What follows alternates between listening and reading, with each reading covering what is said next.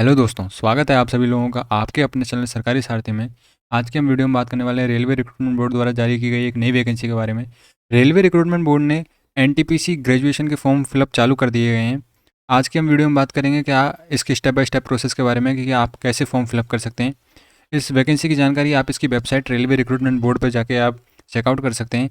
इस एग्ज़ाम में कितनी वैकेंसी हैं, क्या एलिजिबिलिटी क्राइटेरिया, ये सब जानकारी आप इसकी वेबसाइट पर जाकर चेकआउट कर सकते हैं। और अगर आप एलिजिबल हैं और अप्लाई करना चाहते हैं तो आप अप्लाई कर सकते हैं। बाकी अगर और कोई क्वेरी है तो मेरे को कमेंट में ज़रूर बताएं, मैं आपकी क्वेरी को सॉल्व करने की पूरी कोशिश करूँगा। और अगर अभी तक आपने हमारे चैनल को सब्सक्राइब नहीं कराया तो जल्दी सब्सक्राइब करिए, वीडियो को लाइक करिए, ऐसे ही बने रहिए हमारे साथ। मिलते हैं वीडियो में। सबसे पहले आपको आना होगा रेलवे आरआरबी अप्लाई की ऑफिशियल वेबसाइट पर। यहाँ पर फ्रेंड्स आपको सबसे पहले यहाँ पर एक ऑप्शन मिलता है लॉगिन का।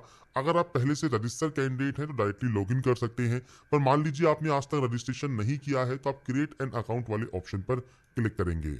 अगर आपने पहले से अपना अकाउंट यहाँ पर क्रिएट किया हुआ है तो आपको दोबारा से रजिस्टर करने की जरूरत नहीं है, आप डायरेक्टली यहाँ से लॉगिन कर सकते हैं।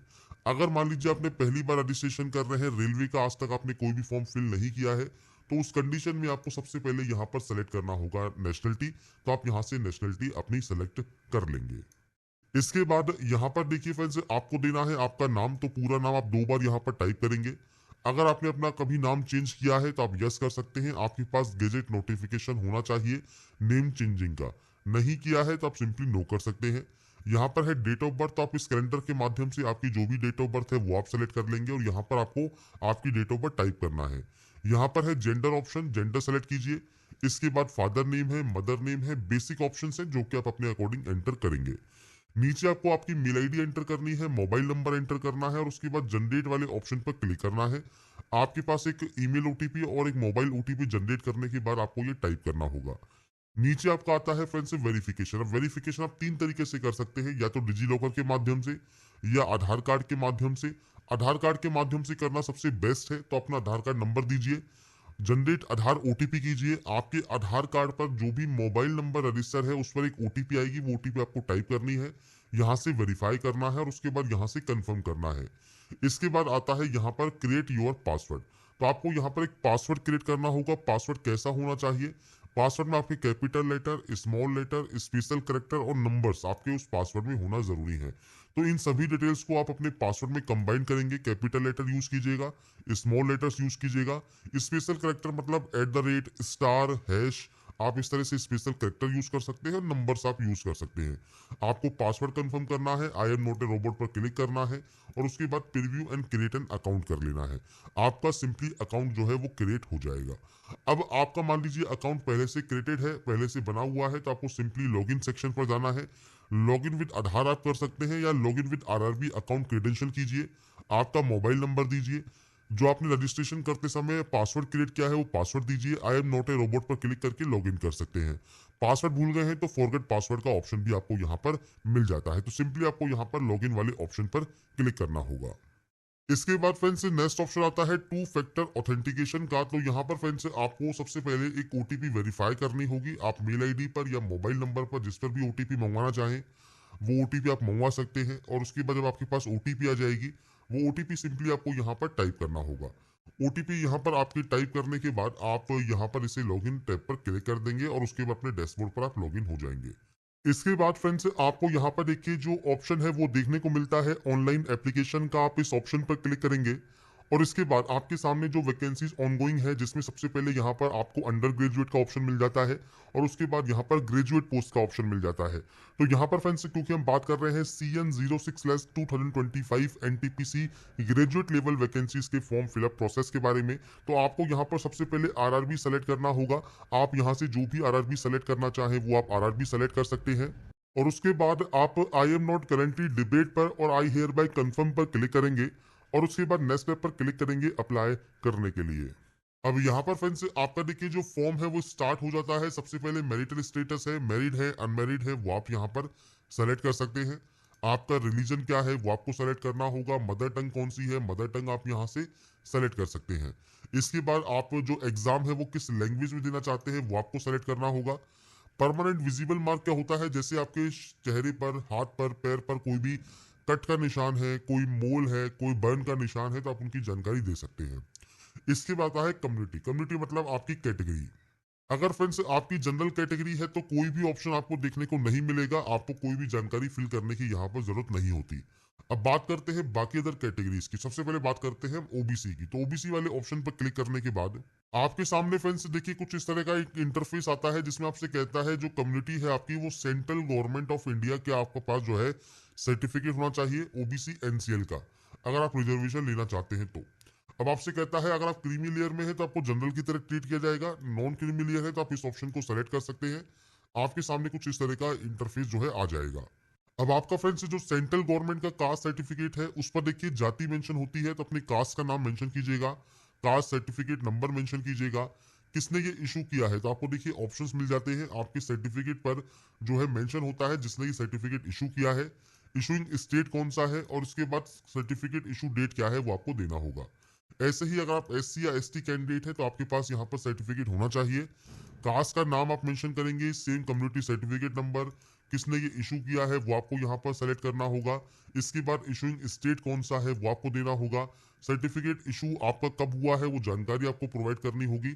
और यहाँ पर एससी एसटी के लिए एक ऑप्शन होता है ट्रेवलिंग पास का। अगर आप ये लेना चाहते हैं तो आपको यहाँ पर आपका कास्ट सर्टिफिकेट अपलोड भी करना होगा पीडीएफ फॉर्मेट में 400 केबी से कम साइज में। अपलोड डॉक्यूमेंट पर क्लिक कीजिए, यहाँ पर फाइल को सेलेक्ट करके आप अपलोड कर सकते हैं।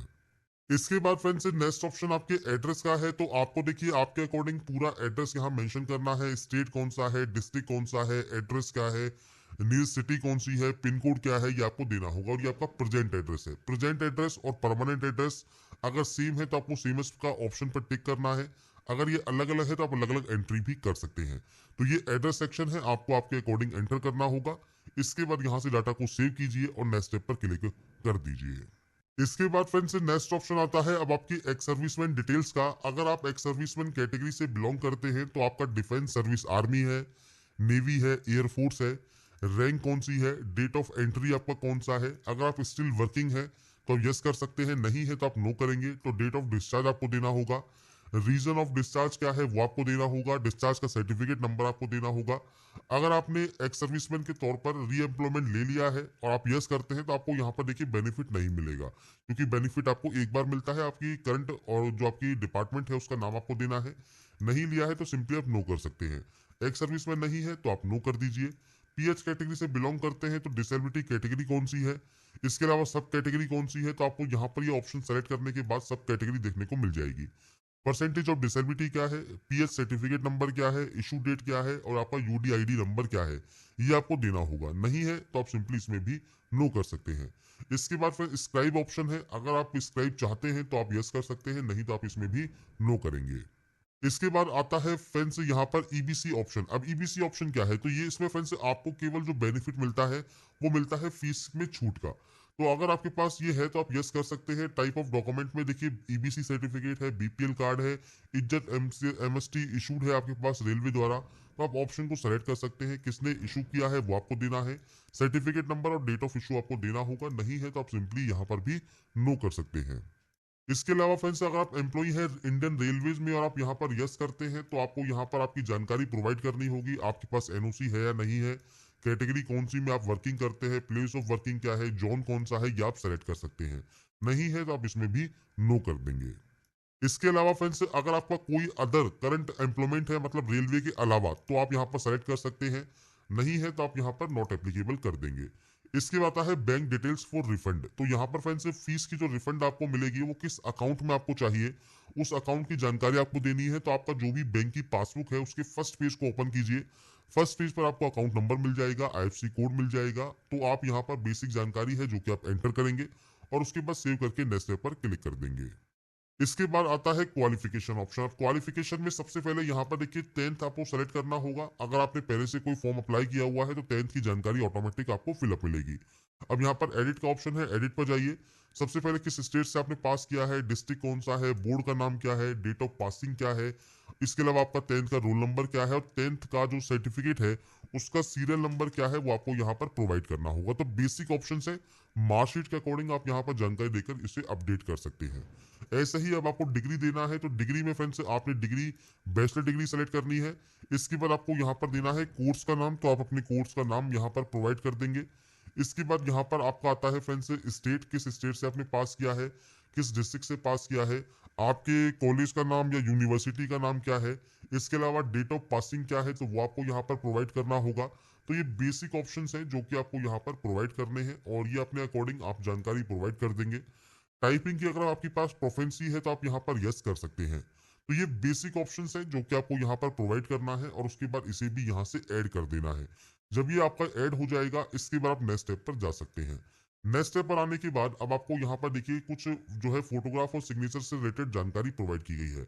अब देखिए जो फोटोग्राफ है वो आपकी लाइव फोटो कैप्चर होगी। रिजेक्टेबल फोटोज भी आप चेक कर लीजिएगा। आपकी जो एक्सेप्टेबल फोटो है वो आपको यहाँ पर देखने को मिल जाती है। इस तरह की फोटो आपकी होनी चाहिए। लाइव फोटो आपको कैप्चर करनी है। दो तरीके से फोटो आप कैप्चर कर सकते हैं। एक है कैप्चर लाइव इमेज। अगर आपके पास वेब कैमरा है तो आप यहाँ पर वेब कैमरा के माध्यम से आपकी जो फोटो है वो कैप्चर कर सकते हैं। आपको कैप्चर करने के लिए 3 टाइम, आपको 5 मिनट के अंदर 3 टाइम का जो है ऑप्शन मिलेगा, मतलब 3 बार आप कैप्चर करने की अनुमति मिलेगी। अगर आपका यहाँ पर 3 बार में सही से कैप्चर नहीं होता है तो आपको 5 मिनट वेट करना होगा। 2 से 3 बार आपको ब्लिंक करना है और उसके बाद फिर से आपको फोटो कैप्चर करनी है। यह capture live image from mobile का ऑप्शन है। आप इस पर क्लिक करेंगे, आपके सामने क्यूआर कोड आएगा। आपके मोबाइल की आपका जो फ्रेंड्स स्क्रीन है उसमें फ्रेंड्स मोबाइल में हर एक मोबाइल में क्यूआर कोड स्कैनर होता है। उस क्यूआर कोड स्कैनर से आप जो इमेज है ये आप यहाँ पर स्कैन कर लेंगे। स्कैन करने के बाद आपके जो मोबाइल है उस पर फ्रेंड्स एक जो है फ्रेंड्स वेब पेज ओपन हो जाएगा जहां से अपनी लाइव फोटो आप कैप्चर कर पाएंगे। ऐसे ही अगर आप सिग्नेचर यहाँ पर अपलोड करते हैं तो सिग्नेचर के लिए आपको यहाँ पर साइज दिया गया है 30 से 49 केबी के बीच में, जेपीजी फॉर्मेट में रहेगा। अगर देखिए फ्रेंड जो साइज है जो कि आपको यहाँ दिया गया है पिक्सल में, अब ये कन्वर्ट करना आपको नहीं आता तो इसके लिए आपको क्या करना है, आपको फ्रेंड्स यहाँ पर देखिए ओपन करना है यहाँ पर आई एम रिसाइजर। आप यहाँ पर इस जब पोर्टल पर आएंगे गूगल पर आप जो है टाइप कीजिएगा आई एम रिसाइजर। आपके सामने ये वाला जो पोर्टल है वो ओपन हो जाएगा। आपकी सेलेक्ट इमेज पर क्लिक कीजिए, आपकी इमेज को सेलेक्ट कर लीजिए। अब आपको यहाँ पर जो इमेज है उसको आपको सेट करना है साइज में। अब आप यहाँ पर चाहे तो में साइज रिसेट कर सकते हैं या पिक्सल में। तो 140 और 60 आपको यहाँ पर पिक्सल सेट करना है। अब यहाँ पर फ्रेंड्स देखिए जो आपका जो वैल्यू है वो आपको यहाँ पर देनी है। अब विड्थ है आपकी 140 की और हाइट है आपकी 60 की। तो ये आपको यहाँ पर साइज रखना है। पिक्सल यूनिट रहेगा, जेपीजी फॉर्मेट रहेगा। यहाँ से आप इसे डाउनलोड पर क्लिक करेंगे तो आपको यहाँ पर डाउनलोड इमेज का ऑप्शन मिलेगा। आपकी इमेज डाउनलोड हो जाएगी। अब ये जो डाउनलोड होगी ये फ्रेंड्स देखिए 2 से 3 केबी में डाउनलोड होने वाली है। तो इसके लिए आपको करना क्या है, गूगल पर दोबारा से सर्च करना है PI7, जहां पर आपको कंप्रेस इमेज टू 50 केबी का ऑप्शन मिलेगा। सेलेक्ट इमेज पर क्लिक कीजिए और उसके बाद फ्रेंड्स से कंप्रेस की हुई फाइल आपके सामने यहाँ पर आ जाएगी। अब यहाँ पर देखिए साइज क्या रिक्वायर्ड है, 30 से 49 केबी। तो आप यहाँ पर देखिए जो वैल्यू है वो आप यहाँ पर लिख सकते हैं। मान लीजिए आपने 45 केबी कर दिया, उसके बाद आप इसे यहाँ पर कंप्रेस कर सकते हैं जिससे आपकी जो इमेज है वो आपकी जो आपका साइज है, जैसे हमने यहाँ पर 45 केबी लिखा तो 43 केबी में ये रिसाइज हो गई। तो यहाँ पर आप इसे डाउनलोड कर लेंगे, आपके 43 केबी में डाउनलोड हो जाएगी। आपको सिंपली ब्राउज पर क्लिक करना है। इसके बाद फ्रेंड्स यहाँ पर देखिए आपका जो सिग्नेचर है वो जब आप यहाँ पर कन्वर्ट कर लेंगे, साइज को रिसाइज कर लेंगे, इसके बाद आपको यहाँ पर इससे अपलोड करना है। मैंने अभी फाइल का नेम चेंज नहीं किया है। आप अपना जो फाइल का नेम है वो जरूर चेंज कर लीजिएगा जिससे फ्रेंड्स आपको वो दिक्कत नहीं हो। और उसके बाद ग्रीन टिक पर क्लिक करेंगे, आपका जो सिग्नेचर है वो आपका अपलोड हो जाएगा। सिग्नेचर अपलोड होने के बाद आपको फ्रेंड्स आपका देखिए जो फ्रेंड्स वेब कैमरा से आपकी जो फोटो है वो आप कैप्चर कर सकते हैं या फ्रेंड्स आप अपनी लाइव इमेज कैप्चर कर सकते हैं मोबाइल से। तो दोनों ही ऑप्शंस आपको मिल जाते हैं। आप अपना जो है यहाँ पर फोटोग्राफ भी अपलोड कर लेंगे। आपको सिंपली इस ऑप्शन पर क्लिक करना है, इस क्यूआर कोड को स्कैन करना है। स्कैन करने के बाद जो वेब पेज ओपन होगा उससे आपकी लाइव फोटो आप कैप्चर कर लेंगे। मोबाइल स्क्रीन जब आपकी ओपन हो जाती है तो फ्रेंड्स अपनी लॉगिन क्रेडेंशियल के साथ आप लॉगिन कर सकते हैं। आपका ओटीपी आपको सिंपली वेरीफाई करना है। इसके बाद फ्रेंड्स आपका जो कैमरा होगा उसको आपको यहाँ पर परमिशन देनी है आपके मोबाइल में। और जब अपनी परमिशन आप दे देंगे उसके बाद आपकी जो लाइव फोटो है आपके कैमरे से वो है फ्रेंड्स आप यहाँ पर कैप्चर कर सकते हैं। आपको फ्रेंड्स ओनली ब्लिंक करना है आपकी आंखों को। जब आप ब्लिंक करेंगे तो आपकी फोटो ऑटोमेटिकली कैप्चर कर लेगा। कोशिश कीजिएगा बैकग्राउंड व्हाइट कलर का हो या लाइट कलर का हो जिससे आपकी जो फोटो है वो आराम से एक बार में ही कैप्चर हो जाएगी। आपको 3 मौके मिलते हैं, आपके अकॉर्डिंग आपको यहाँ पर थोड़ा थोड़ा वेट करना है। और अगर कोई भी यहाँ पर एरर शो कर रहा है उस एरर को दूर कीजिए और उसके बाद अपनी फोटो को कैप्चर करने के बाद आपकी फोटो यहाँ पर सक्सेसफुल जो है कैप्चर हो जाएगी। तो आपकी friends photograph and signature upload होने के बाद I have uploaded my own signature पर आप क्लिक करेंगे और इसके बाद नीचे आने पर आपको यहाँ पर एक ऑप्शन मिलेगा सेव का, आप यहाँ से इसे सेव कर देंगे। इसके बाद फ्रेंड्स नेक्स्ट ऑप्शन आता है यहाँ पर फ्रेंड्स आपके देखिए एलिजिबल पोस्ट या जोन को सेलेक्ट करने का। अब देखिए जो भी आरआरबी आपने सेलेक्ट की है उसमें जो भी पोस्ट होंगी वो सब आपको यहाँ पर देखने को मिलेंगी। अब ये जो पोस्ट है ये ऑटोमेटिक आती है जो भी आपने आरआरबी सेलेक्ट किया है और आपने जो personal detail, other detail, qualification और प्रोफाइल डॉक्यूमेंट जो भी आपने यहाँ पर जानकारी दी है उसके अकॉर्डिंग आपको यहाँ पर पोस्ट देखने को मिलती है। अब आपको यहाँ पर सिर्फ देना है प्रेफरेंस, तो आप अपने अकॉर्डिंग जो भी प्रेफरेंस यहाँ पर देना चाहें आपको प्लस वाले आइकन पर क्लिक करना है, ये यहाँ पर आ जाएगा।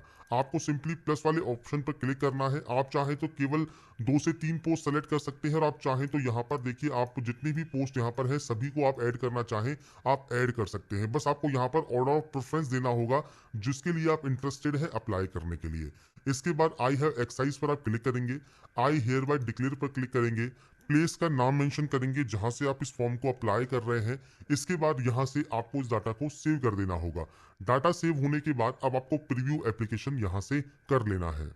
तो यहाँ पर फ्रेंड्स प्रीव्यू करने के बाद आपके सामने आपका पूरा फॉर्म यहाँ पर ओपन हो जाएगा। अगर आपको लगता है कोई ऑप्शन आपने गलत चूज कर लिया है या प्रेफरेंस गलत चूज कर ली है, कोई ऑप्शन आपने गलत कर लिया है, तो आपको यहाँ पर एक ऑप्शन मिलता है एडिट का, तो आप यहाँ से एडिट कर सकते हैं।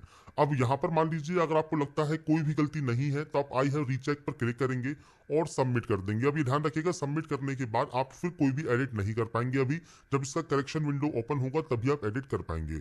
और उसके बाद आपको पेमेंट करना होगा। पेमेंट आप किसी भी बैंक के credit card, debit card, net banking से कर सकते हैं। तो देखिए यहाँ तक की जो प्रोसेस है वो मैंने आपको बता दी है कैसे आप एनटीपीसी ग्रेजुएट लेवल फॉर्म को अप्लाई कर सकते हैं। फ्रेंड्स पेमेंट आपको यहाँ पर करना होगा, लास्ट स्टेप से पेमेंट का ही रहता है जो कि आप ऑनलाइन मोड में जमा करा सकते हैं। धन्यवाद दोस्तों ये पूरा वीडियो देखने के लिए। मैंने आपको पूरा form fill up step by step बता दिया है कि कैसे आप अपना फॉर्म फिलअप कर सकते हैं।